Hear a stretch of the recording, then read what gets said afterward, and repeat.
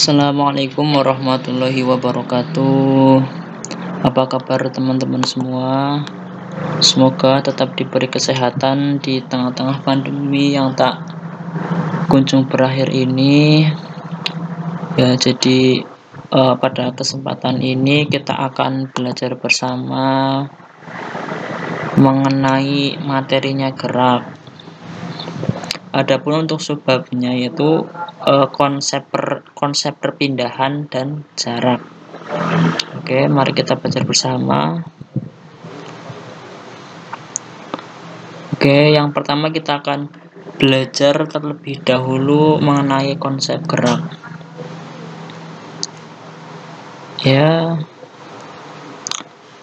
Jadi sebenarnya apa sih gerak itu? Jadi gerak itu merupakan perubahan kedudukan suatu benda terhadap titik acuannya. Ya, jadi kapan suatu benda dikatakan bergerak? Itu ketika berubah dari titik acuannya. Ya, maka penting. Jadi di titik kata kuncinya itu di titik acuannya. Ketika suatu benda sudah berubah dari titik acuan awal, ya maka benda tersebut dikatakan bergerak. Dan gerak itu bersifat relatif. Artinya apa? Artinya bahwa gerak suatu benda relatif terhadap benda lain, yaitu acuannya. Bagi benda lain, suatu benda bisa saja bergerak, namun terhadap benda lain dia juga bisa diam. Dan seberapa cepat benda itu bergerak juga bergantung dari yang melihat. Sebagai contoh, kita contohkan saja. Ini tak copy. Sebagai contoh, sebentar ya.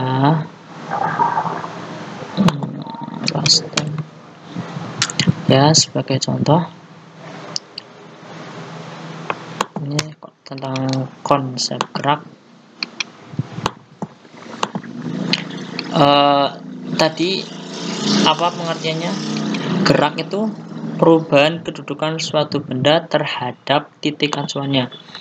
Contoh, saya contohkan di sini ada seseorang. Oke, ini anggap aja orang. Kemudian di sini anggap aja ada sebuah gapura. Oke, gapura. Oke. Jadi ini ada orang sedang di gapura, suatu gapura. Kemudian kita tentukan dulu titik acuannya. Titik acuannya itu adalah gapura dan orangnya itu adalah objeknya. Nah, kapan orang ini dianggap bergerak? Itu ketika berubah dari asalnya, yaitu titik acuannya, yaitu gapura tadi. Misalnya ini orang ke sini, kemudian orang ini bergerak dari titik acuannya. Nah, maka orang ini sudah dianggap bergerak. Seperti itu. Bergerak dari mana? Dari ini titik acuannya menuju ke sini. Nah, seperti itu. Oke, bisa dimengerti gampang ya. Jadi ingat aja, ketika suatu benda berpindah dari titik acuan awalnya, maka benda tersebut dikatakan bergerak. Oke. Kemudian yang kedua, jadi berdasarkan sifat gerak yang relatif dan titik acuannya, gerak dibedakan menjadi dua. Yakni yang pertama gerak semu. Apa itu gerak semu? Gerak semu itu gerak yang tidak sebenarnya, sehingga benda yang diam terlihat seolah-olah bergerak. Oke. Contoh gerak semu antara lain, 1. Gerak semu harian matahari. Ya, jadi gerak semu harian matahari itu kan seolah-olah matahari itu bergerak dari timur ke barat. Nah, itu kan seolah-olah mataharinya bergerak, padahal tidak, padahal bumilah yang mengitari matahari. Itu. Jadi bumi yang bergerak, tetapi seolah-olah matahari yang bergerak itu gerak semu. Kemudian gerak pohon-pohon di luar mobil ketika kita berada di dalam mobil yang bergerak ya. Jadi ketika kita mengendarai sebuah mobil itu kan ketika kita jalan itu kan seolah-olah pohon-pohon itu kan bergerak, padahal yang bergerak kita, seperti itu.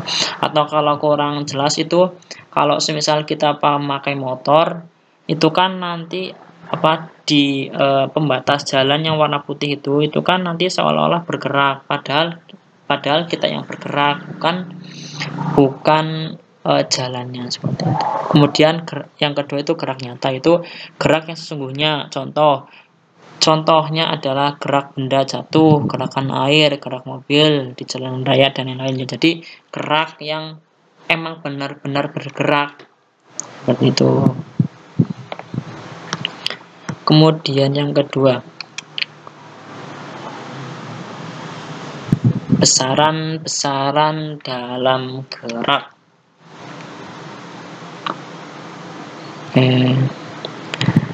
Jarak dan perpindahan.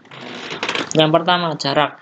Jarak itu merupakan perubahan posisi akhir suatu benda terhadap posisi awalnya. Perubahan posisi akhir suatu benda terhadap posisi awalnya. Sedangkan perpindahan adalah perubahan posisi yang dialami benda diukur dari titik awal dan titik akhir yang dicapai. Ya, kita misalkan tadi jadi jarak dan perpindahan itu berbeda. Jarak itu perubahan posisi akhir suatu benda terhadap posisi awalnya. Contoh contoh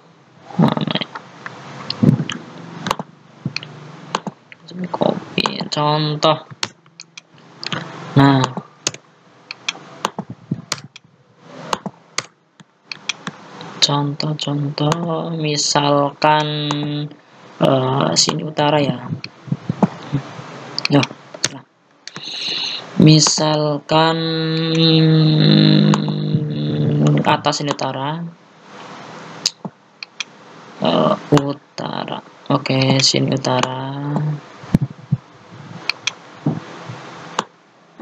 Ya. Misal atas sini utara. Misal seseorang berjalan ke arah ke arah timur sejauh 4 meter. Ke arah timur sejauh 4 meter. Timur sejauh 4 meter. Nah, kita tulis. Misal contoh, seseorang berjalan ke arah timur sejauh 4 meter. Kemudian ia berjalan lagi ke arah barat sejauh 2 meter, misalnya 2 meter. Kemudian ditanyakan berapakah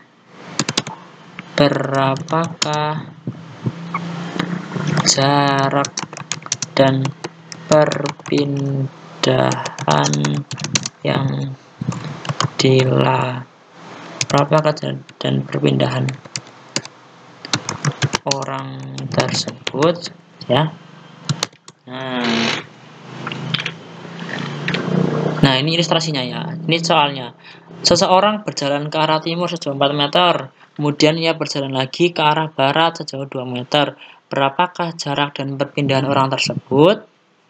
Ini ilustrasinya. Misal, orang tersebut timur berarti kan ke arah sini ya, sejauh 4 meter. Oke. Ke arah ini itu aja. Jawab. Berarti kan kayak gini. Misal ini 4